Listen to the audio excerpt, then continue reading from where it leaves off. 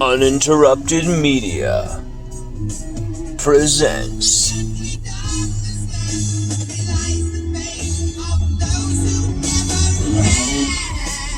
LSU Odyssey ODCAST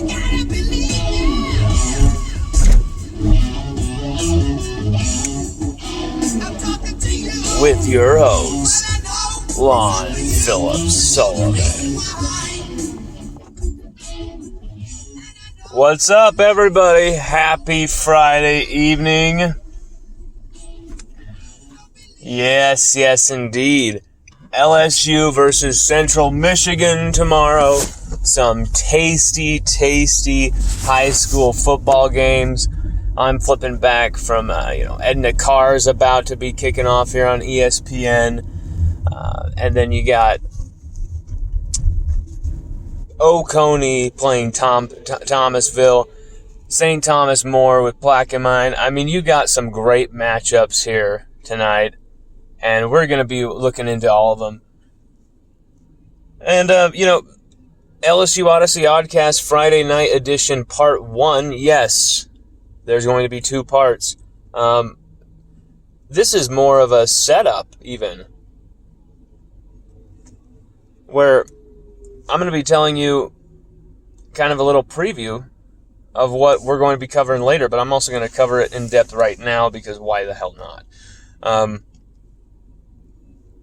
First off, I'm very excited, with these horrible circumstances, Kevin Falk losing his daughter. Of course, he's not going to be there. Coaching on the sidelines, obviously. Family's more important. That's obvious here. And so to take over his headset for the game, offensive analyst JORGE MUNOZ, who was the 2019 quarterback whisperer for Joe Burrow. I know a lot of people have given Joe Brady, of course, credit for Joe Burrow's development and success in 2019, quite rightly so. But JORGE MUNOZ left to go to Baylor last year. Comes back in this offseason. He had a lot more, I feel, to do with all of that. Joe Brady brought the fire. I mean, I think Joe Brady was even more the receiver whisperer, to be more accurate. But of course, Brady was there talking and stuff with Joe Burrow after these drives. But do not be mistaken. Do not get that wrong. JORGE MUNOZ had so much to do with the rise of that 2019 offense. So him being moved to the running back coach position is interesting. DJ Mangus has been a running backs coach before at his alma mater. Name is escaping me right now. Prestigious school on the East Coast. Him and Joe Brady went to. It's escaping me for some reason, the name of that school. Anyway, he was the running backs coach there.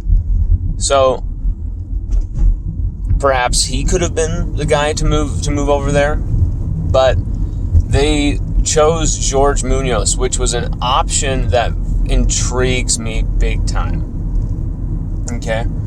I think JORGE MUNOZ might be the right guy for that role. I'm not 100% sold on that just because of the offensive line we've got. But I think it's a very interesting move here with Coach O and the staff to put JORGE MUNOZ in this position. Basically in charge of the running backs. So, you're going to have Ty Davis Price, you're going to have Trey Bradford in there. Then you're going to have freshman Corey Kiner, who kind of had a mini breakout there at the end of the McNeese game. 56 yards out of nowhere. I think it was 11 carries. That touchdown, I believe it was his LSU debut. I don't think he had a snap in the UCLA game. But obviously his first game inside Death Valley, and he does that. I mean, fantastic. Beautiful from the young man. And so Armani Goodwin, he's not going to be available for this game. And so Josh Williams, that stud walk-on, can he be that stud running back for LSU? It's very much on the cards. Who's going to absolutely tear it up for LSU, and who's going to be left on the bench? And I think this is a game set up for some TDP action. I know it. I love some TDP.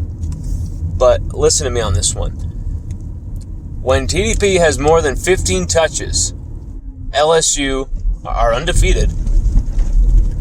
He goes over 100 yards every time, and he scores a touchdown.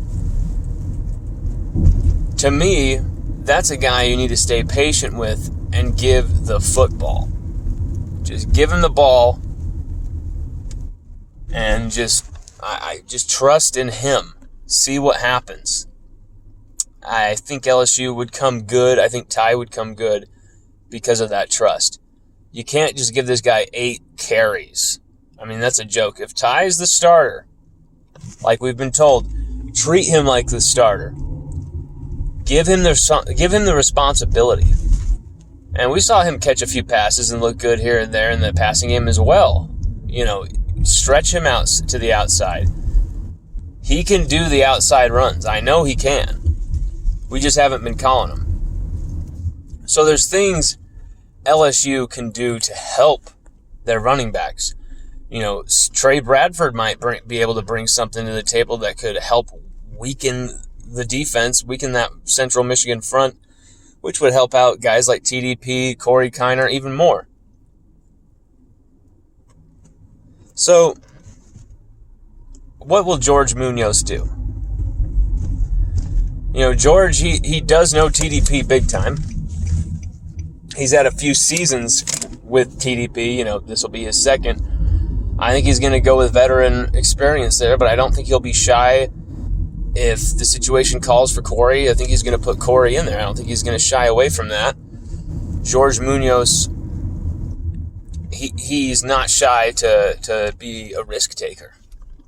And that's what LSU needs right now.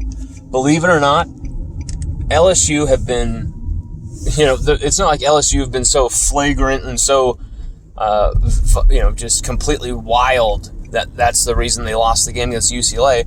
They lost the game against UCLA because they were so conservative and they were so just vanilla. That's the reason they lost that game.